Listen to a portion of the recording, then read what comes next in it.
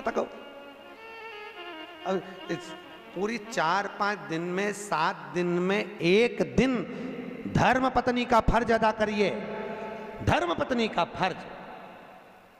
और वो धर्म पत्नी का फर्ज है पति को। देखो इनके नाम के आगे कहीं नहीं लिखा वेद व्यास जी ने। कोई महाराज यहां पर आके बोला कभी कथा में कि धर्म पति, नहीं बोला कहीं का, नहीं। क्योंकि संतों को मालूम था, वेद व्यास जी को मालूम था, घर परिवार चलाना है तो झूठ बोलना पड़ेगा, कपट करना पड़ेगा, बेईमानी करना पड़ेगा, प्रपंच करना पड़ेगा, तब जाकर ये घर चला पाएगा। इसलिए पुरुषों के नाम के आगे धर्मपति नहीं लिखा, पर तुम्हारे नाम के आगे धर्मपत्नी इसलिए लिखा कि ये कैसी भी कमाई करके लाएगा, चाहे झूठ बोल के लाए, बेईमानी करके लाए, प्रपंच कर लाए, पर लाकर किसको देगा? अरे बोलो तो, धर्म पत्नी को। और तुम्हें ला कर देगा तो तुम धर्म के पथ पर चलना, उसकी कमाई में से थोड़ा सा निकालना, तो धर्म में, सत्कर्म में, शिव महापुराण में लगाना, तो पति को भी बैकुंठ ले जाना और खुद भी चली जाना।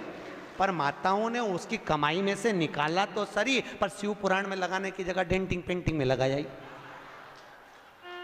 अब पुराण में तो कम लगा,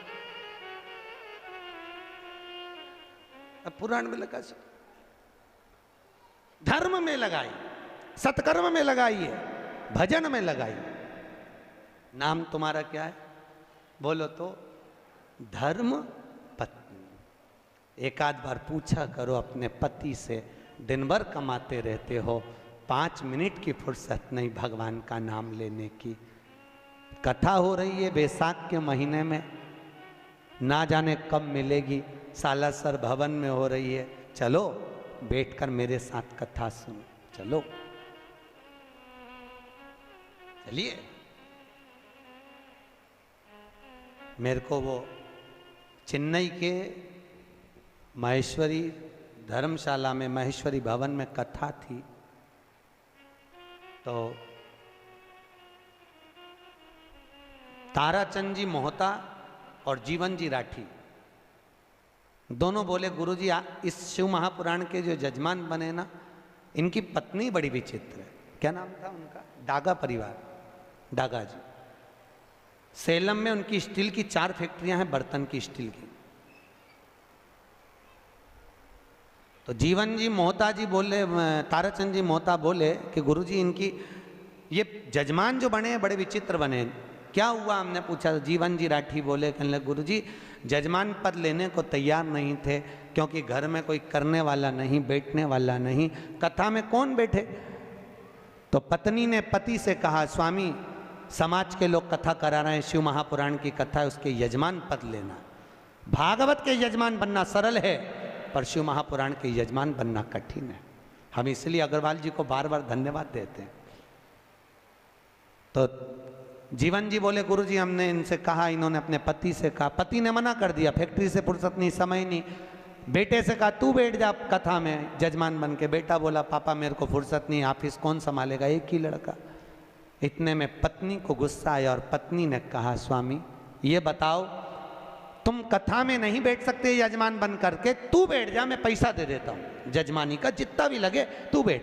पत्नी कहने लगी मैं तुम्हारे बिना नहीं बैठूंगी, पर ये बताओ स्वामी, वो डागा जी की पत्नी कहती है मुझे ये बताओ कि मैं अगर मर जाऊंगी तो तुम ऑफिस में से कितने दिन छुट्टी रखोगे, वो बताओ।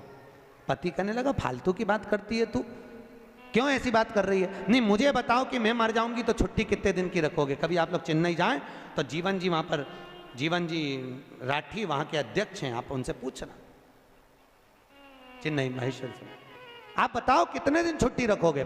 डागा जी ने कहा फालतू की बात मत कर, क्या चाहती है वो बोल, कि बस मैं मरूं तब तुम ऑफिस की छुट्टी मत करना, पर 7 दिन शिव महापुराण के जजमान यही समझकर बैठ जाओ कि मैं मर गई हूं, चलो मेरे साथ बैठो, कम से कम धर्म में तो मैं तुमको। और वो डागा जी ने एक बार शिव महापुराण के यजमान बने और महेश्वरी भवन में 5 साल लगातार शिव महापुराण की कथा करवाई, वही डागा जी ने जो एक बार यजमान। भैया शिव महापुराण के यजमान बनना बहुत कठिन है, बहुत कठिन। ना जाने कौन सा पुण्य हमारा इकट्ठा होता है, ना जाने कौन कौन सा दान पुण्य सत्कर्म हमारा इकट्ठा होता है, तब जाकर अपने परिवार द्वारा शिव महापुराण की कथा हो पाती है। ये करुणा, हम तो कहते हैं कंसल जी आपके परिवार में कहीं ना कहीं आपके पूर्वजों को बहुत आशीर्वाद है, पितरों का बहुत करुणा है आपके पूर्वजों की पितरों।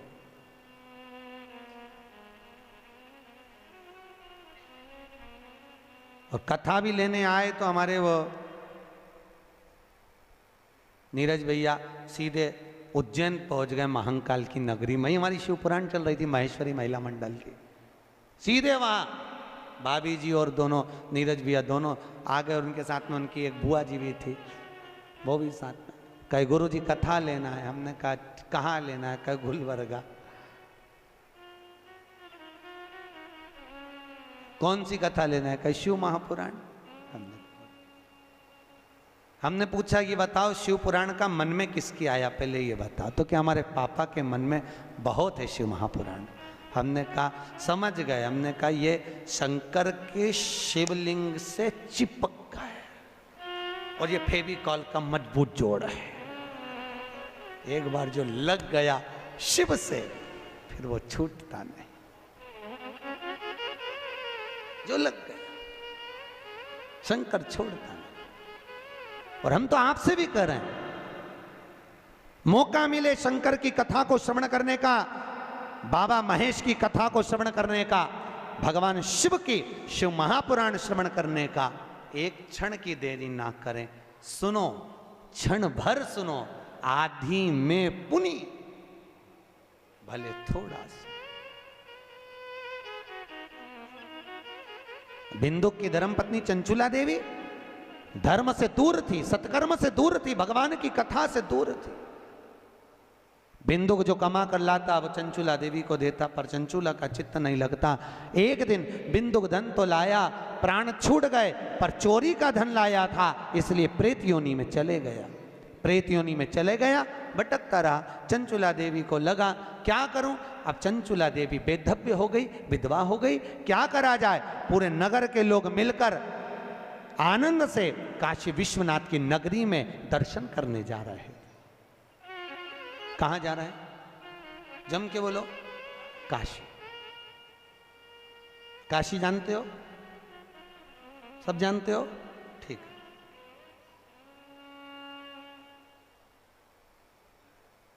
किसने करी थी काशी विश्वनाथ की स्थापना?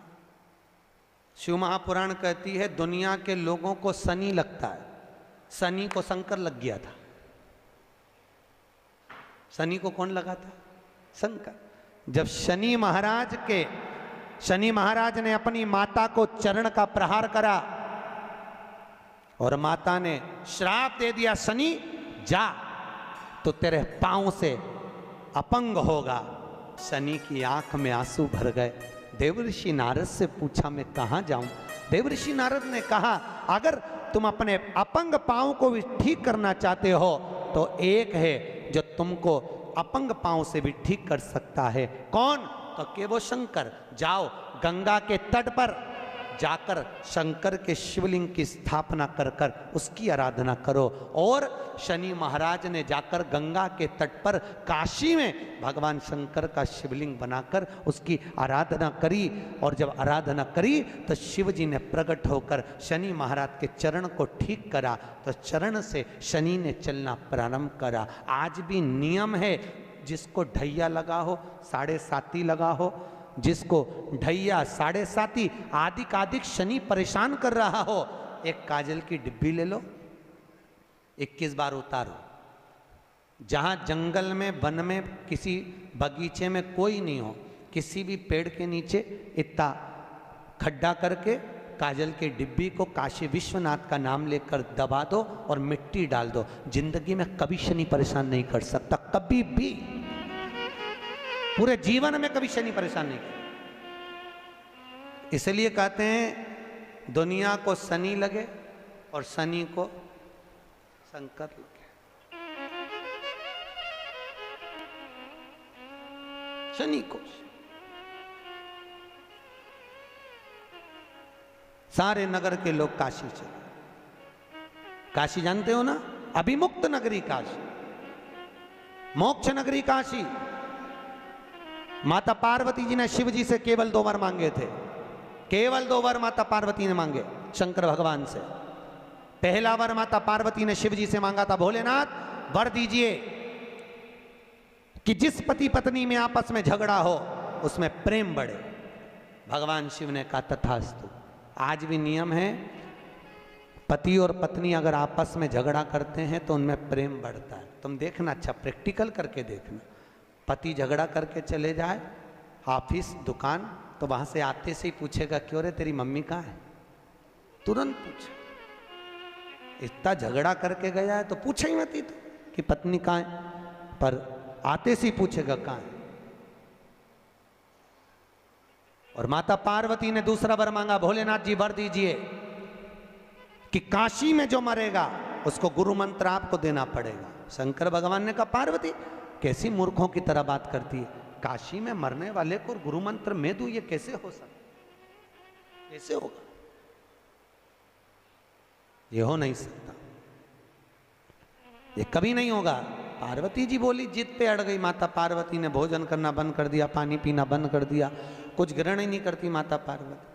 शिव जी को लगा कि ये प्राणों को त्याग देगी। शंकर भगवान ने कहा पार्वती मैं तुझे वर देता हूं कि काशी में मरने वाले को गुरु मंत्र मैं दूंगा। पार्वती ने कहा मुझे कैसे मालूम पड़ेगा कि आपने गुरु मंत्र दिया, तो तू बता क्या करना है। पार्वती जी ने कहा प्रभु आपसे वर मांगती हूं कि काशी में मरने वाले के सीधे कान में आप गुरु मंत्र देना और कान को मोड़ देना, तो मैं समझ जाऊंगी कि काशी में मरने वाले को आपने गुरु मंत्र दे दिया। शंकर जी ने कहा तथास्तु। तो आज भी प्रमाण है, काशी में मरने वाले का सीधा कान अपने आप टेढ़ा हो जाता है। आज भी प्रमाण, जिसके काशी में प्राण छूटते हैं उसका सीधा कान अपने आप टेढ़ा हो जाता है, अपने आप। पहले हमको भी विश्वास नहीं हुआ था कि शिव पुराण में ऐसा लिखा है, ऐसा होता है क्या। जब हम काशी में महेश्वरी भवन में कथा करने के लिए गए तो सब पूरी मंडली को लेकर हमने कहा चलो आज शिव महापुराण में लिखा है कि काशी में मरने वाले का सीधा कान टेढ़ा हो जाता है, चल कर देखें। पहुँचे मणिकर्णिका के घाट पर। भारत की भूमि के सबसे ज़्यादा मुर्दे वहीं जलते हैं। अपने यहाँ गाड़ी ओवरटेक करती है, वहाँ मुर्दे ओवरटेक करते हैं, लोग मुर्दा लेके भागते हैं। मणिकर्णिका का घाट, लाइन लगी मुर्दों की, परिवार के लोग बैठे। हमने एक मुर्दे वाले से पूछा भैया हमको इनका मुंह देखना है, कि देख लो। हमने कपड़ा हटा के देखा मुंह, तो उसका तो कान सीधा था। हमने कहा बताओ पोथी में तो लिखा है कि काशी में मरने वाले का सीधा कान टेढ़ा हो जाए, यहाँ तो सीधा है। और आगे गए, हमने कहा हो सकता है कुछ गड़बड़ हो। आगे गए तो उसका भी कान सीधा, और आगे गए उसका कान टेढ़ा, फिर आगे गए तो उसका सीधा, फिर आगे वाले का फिर कान टेढ़ा। हम तो चक्कर में पड़ गए, किसी का सीधा किसी का टेढ़ा। हमने पूछा भैया ये मुर्दा कहाँ का है, तो क्या यहाँ से 40 किलोमीटर दूर का। और जिसका कान टेढ़ा था उसका पूछा ये मुर्दा कहाँ का है, तो क्या काशी की वो कॉलोनी का। समझ में आ गया कि काशी में मरने वाले का सीधा कान टेढ़ा हो जाता है, दूर मरने वाले का नहीं। ऐसा कोई है? 33 करोड़ देवी देवता में कोई देवता ऐसा नहीं कि मनुष्य के कान में आकर गुरु मंत्र दे दे, पर एक है मेरा काशी विश्वनाथ जो कि गुरु मंत्र भी प्रदान कर देता है। गुरु मंत्र।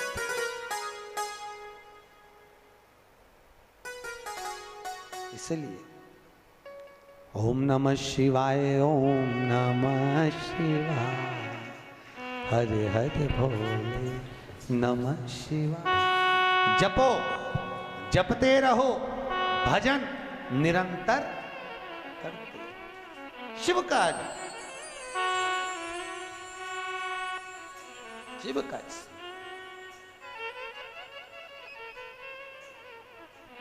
भगवान की भक्ति को धारण कर। आज भी शास्त्र कहता है अगर हम काशी नहीं जाते तो 5 बार मुख से काशी काशी जप लो। क्या नाम जपना? काशी काशी। हम तो कहते हैं अपनी छोरी का नाम रख दो काशी भाई।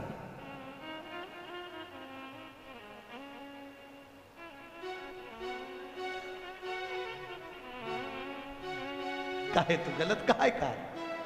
नामदेव प्रकाश।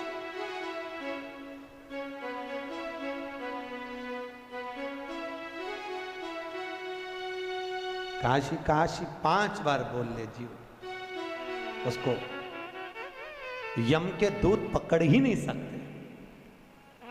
काशी काशी बोल लेने पर यमराज बंदी बनाने नहीं आता, फिर आता है तो मेरा महाकाल, मेरा ठाकुर, मेरा, क्योंकि शिवजी जिसको भेजेंगे, नारायण को भेजा तो नारायण आ जाएंगे, ब्रह्मा को भेजा तो ब्रह्मदेव आ जाएंगे। ये तो अपनी मर्जी है, अपन को 4 व्हीलर में जाना है कि 2 व्हीलर में जाना है। ऐसे तो यमराज भी आता है ब्लैक कलर की स्कॉर्पियो पे,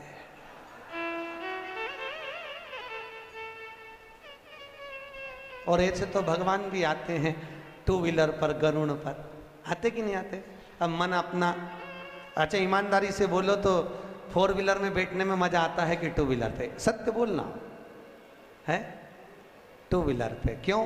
4 व्हीलर में पति इधर पत्नी इधर, 2 व्हीलर पे 2 व्हीलर। इसलिए भगवान से कहते रहा करो, भगवान कृपा करना, हमारे लिए 4 व्हीलर मत भेजना, हमारे लिए तो हमारा ठाकुर, हमारा काशी विश्वनाथ नारायण को भेजे। जब वो गरुड़ पर चढ़कर आए, जैसे लक्ष्मी पीछे से बैया डालकर बैठे, ऐसे मैं नारायण के बैया डालूं और उड़कर सीधे चले जाऊं, ऐसी करुणा। नहीं, अगर 4 व्हीलर पे जाना हो, ब्लैक कलर की स्कॉर्पियो पे, तो मर्जी तुम्हारी, मन तुम्हारा।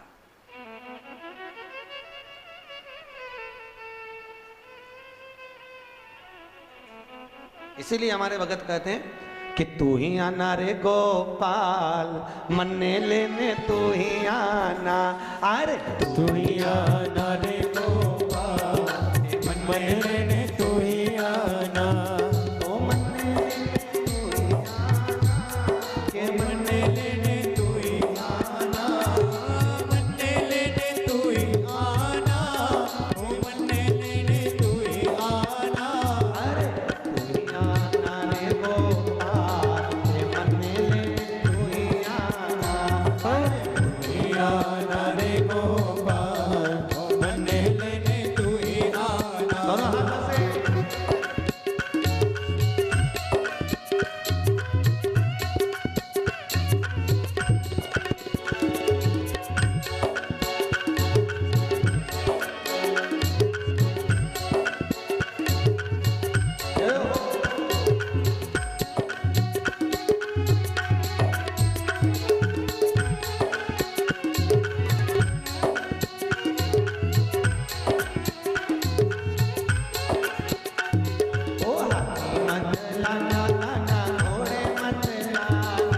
हाथी मत लाना काना घोड़े मत लाना,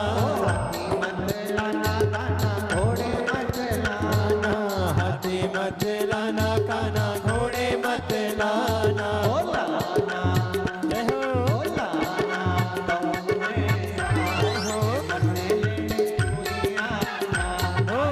आना गऊ में साए, मन्ने लेने तू ही आना। तू ही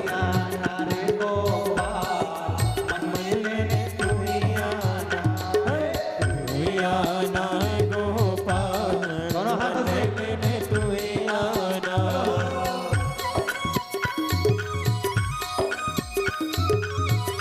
बड़े भाव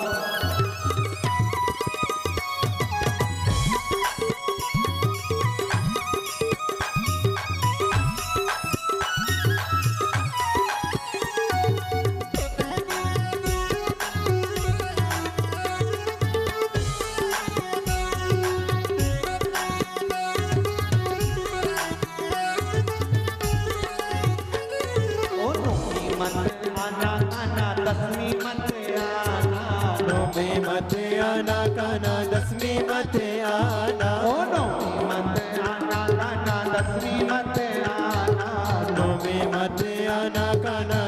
मत आना।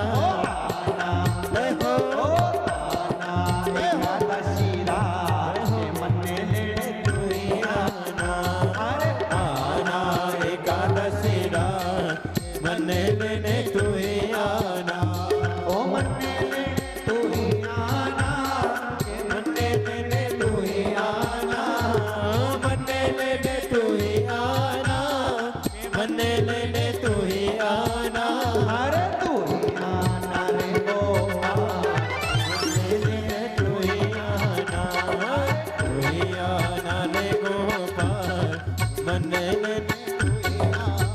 हो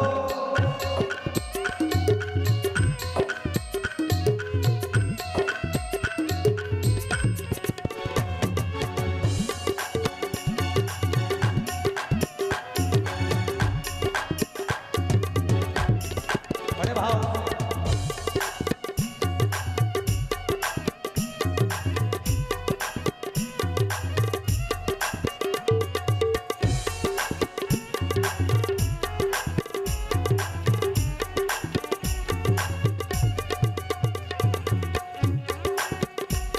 बड़े आनंद से ताली से बजे बड़े भाव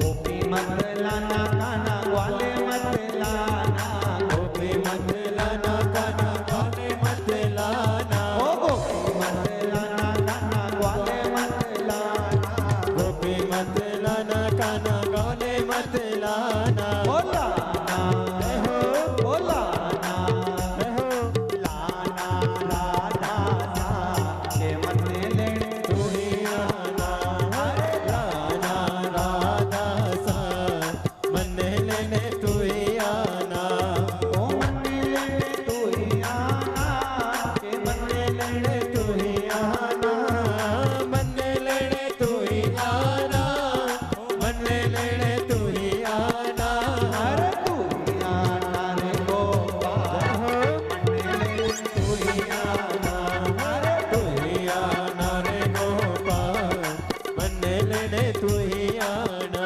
ओहो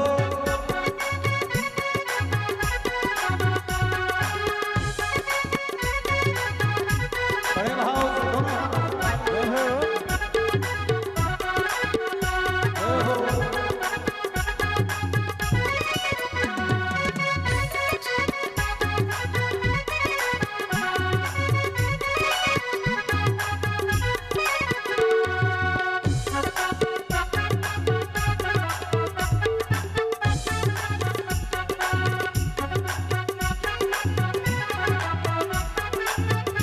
ओ ललता मत लाना विशाखा मत लाना, ललता मत लाना विशाखा मत लाना, ओ ललता मत लाना विशाखा मत लाना, ललता मत लाना विशाखा मत लाना, ओ लाना जय हो ओ लाना जय हो लाना रुक्मणी सा राधे तू ही आना, हो लाना रुक्मणी साथ मन्ने लेने तू ही आना, ओ मन्ने लेने तू ही आना, के मन्ने लेने तू ही आना, मन्ने लेने तू ही आना, मन्ने लेने तू ही आना, अरे तू ही आना रे गोपाल, के मन्ने लेने तू ही आना, तू ही आना रे गोपाल, मन्ने लेने तू ही आना, अरे तू ही आना रे गोपाल, के मन्ने लेने तू ही आना, तू ही आना रे गोपाल, मन्ने लेने तू ही आना, मन्ने लेने तू ही आना, मन्ने लेने तू ही आना, मन्ने लेने तू ही आना, मन्ने लेने तू ही आना। हर हर महादेव है भगवान काशी विश्वनाथ शिव शंकर ओघड़ी दानी दयालु दाता करुणा सागर ने करुणा करी। चंचुला देवी आज काशी जा रही है पूरे नगर के साथ, और माता चंचुला देवी ने आज काशी में पहुंचकर किसी ब्राह्मण के मुख से गंगा जी के तट पर शिव महापुराण की कथा को श्रवण किया। और शिव कथा ऐसी सुनी माता चंचुला देवी ने कि शिव के धाम में माता पार्वती जी की सखी बन गई। रिटर्न पार्वती की सखी। और माता पार्वती जी की जब सखी बन गई,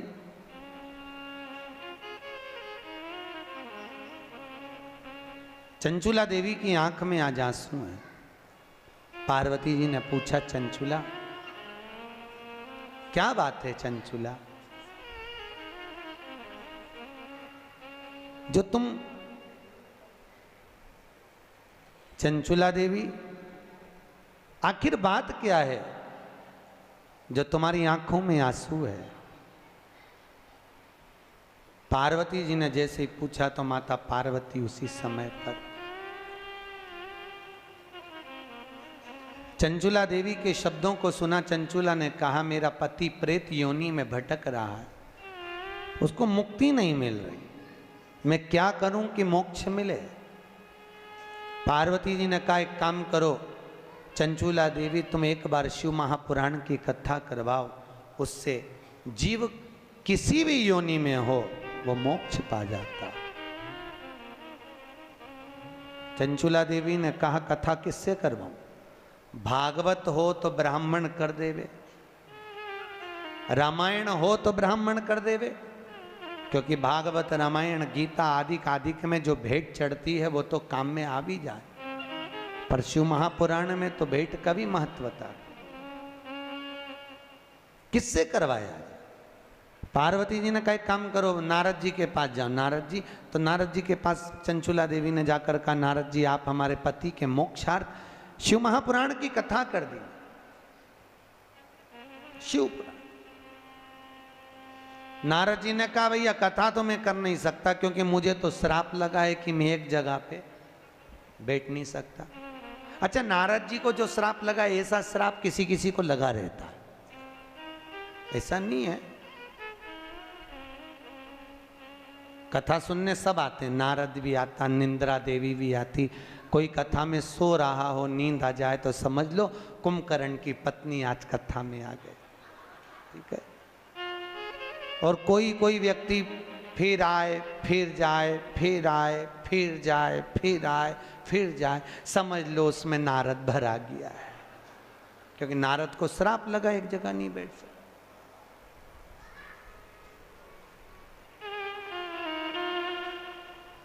अब नारद जी बोले, कथा में नहीं कह सकता, मेरे को श्राप है, मैं एक जगह पर नहीं बैठ सकता, तो फिर कथा कौन कहेगा? नारद जी ने बोला, मेरा जो मित्र है तुमरुका, क्या नाम है? तुमरुका, वो कहेगी। तुमरुका जी को देखा है? आपके क्षेत्र में शंकर जी के मंदिर जो होते हैं बड़े बड़े साउथ के, उसमें भगवान के मंदिर में दो मूर्तियां दरवाजे पे मिलती है। एक नारद जी बीणा लेकर खड़े हैं और एक घोड़े का मुंह लगा है और गले में बीणा पड़ी हुई है, करताल रखा है। देखा है ऐसी मूर्ति का दर्शन करा है? तो जो इधर खड़े हैं वो नारद जी हैं, जो घोड़े का मुख लगा है बीणा हाथ में है वो तुमरुका जी, वो नारद जी के मित्र तुमरुका। शास्त्र कहता है, जिस नारी का गर्भ ठहरने के बाद 2-3 महीने में वापिस अबॉर्शन हो जाता हो, वापिस बार बार बच्चे गिर जाते हैं और बच्चा पूरा नहीं होता हो, उस नारी को उसकी आकृति के बराबर का जो लच्छा होता है, हाथ में बांधते हो नाड़ा, वो लच्छा नाप लेना चाहिए और नारियल के ऊपर, श्रीफल के ऊपर उसको लपेटना चाहिए। जो नारी का गर्भ ठहर रहा है, गर्भ गिर रहा है, उस नारी का नाम और गोत्र बोलकर लच्छे को लपेट लो। शंकर जी के मंदिर में तुमरुका जी का नाम लेकर वो श्रीफल रख कर आ जाइए, फिर नारी का गर्भ कभी नहीं गिरता, बच्चा स्वस्थ पैदा होता है, स्वस्थ जन्म ले। तुमरुका जी के नाम का इतना प्रमाण होता। जो बच्चा रात में गंदगी करता हो, सूसू कर देता हो, बच्चे को सुध नहीं रहती हो, माइंड से बच्चा विकलांग हो, पढ़ने में चित्त नहीं लगता हो, विद्या में कमजोर हो, तो शंकर जी के शिवलिंग के पास में जाकर उस बच्चे का नाम लेकर शिव जी के शिवलिंग पर चंदन से ओम बना दो उस बच्चे का नाम लेकर, और तुम रुका जी का नाम लेकर ओम बनाने के तुरंत बाद जल चढ़ा दीजिए। वो बच्चा रात में गंदगी करना, सुसु करना बंद कर देता है। तुम रुका जी का, तुम रुका जी के नाम का इतना प्रमाण है। तुम रुका, क्या नाम है? चम के बोलो, तुम रुका, तुम रुका। तुम रुका जी ने कहा चंचुला देवी कथा तो कह दूं मैं, मना नहीं है, पर एक बात बताओ कथा का यजमान कौन बनेगा? चंचुला देवी ने कहा मैं बनूंगी। नहीं नहीं, अगर शिव महापुराण का यजमान कोई बने तो पति और पत्नी बैठकर अगर कथा का रसपान करें तो मैं कथा कहूं। इतने में चंचुला देवी तो आंख में आंसू भर दी, मैं बेधव्य में कैसे जजमान बनूं। अब जजमान कौन बनेगा? जजमान किसको बनाया जाए? बड़ी आंख में रोती हुई आई पार्वती ने कहा चिंता क्यों करती है, शिव की कथा है, शंकर जी से विनती कर। शंकर जी से विनती करी। अब देखो शंकर जी से जब विनती करी तो भोलेनाथ ने पूछा बोल चंचुला क्या चाहती है? चंचुला देवी बोली भोलेनाथ हे विश्वनाथ, हे ठाकुर, हे मेरे शंकर करुणा करिए, मेरे शिव महापुराण का कोई जजमान नहीं मिल रहा। शिव जी ने कहा क्यों चिंता करती है, सारी पुराणों का एक ही तो यजमान है, वो मैं स्वयं। ईश्वर जी और गोरा जी यहां पूछते हैं गणगौर करते हैं कि नहीं करते? करते हैं।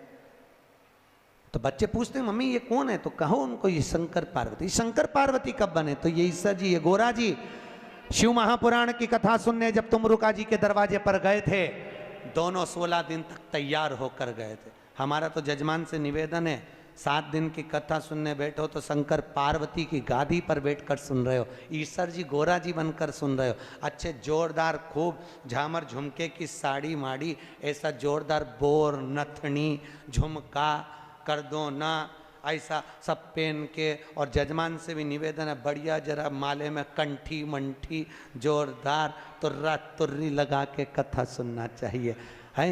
ये कोई भागवत थोड़ी ना है कि सुखदेव जी सुना रहे हैं और परीक्षित जी एकांत में बैठ के गंगा के तट पर पाने के लिए मोक्ष सुन रहे हैं। यहाँ तो ईश्वर जी और गोरा जी बनकर श्रवण करो और जीवन को सार्थक करो। और आपसे भी निवेदन है, एक से बढ़कर एक साड़ियां धरी अलमारी में, सब धरी की धरी रह जाएगी, कब पहनोगे? कोई कोई साड़ी तो अभी तक नहीं निकली, निकालो और 7 दिन शिव महापुराण में पहन पहन के आ जोरदार श्रृंगार कर जोरदार। अभी ईश्वर जी और गोरा जी शिव महापुराण की कथा को श्रवण करने के लिए आ रहे हैं। जोरदार ताली बजाएं ईश्वर जी गोरा जी के लिए। ईश्वर जी और गोरा जी गणगौर पधार रही है।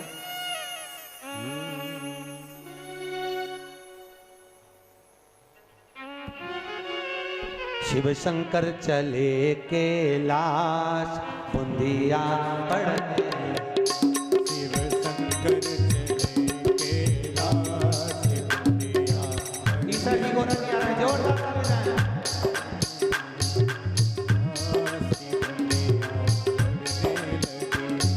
पढ़ने लगी बुंदिया पढ़ने लगी है, पढ़ने लगी बुंदिया पढ़ने लगी है, पढ़ने लगी बुंदिया पढ़ने लगी है, पढ़ने लगी बुंदिया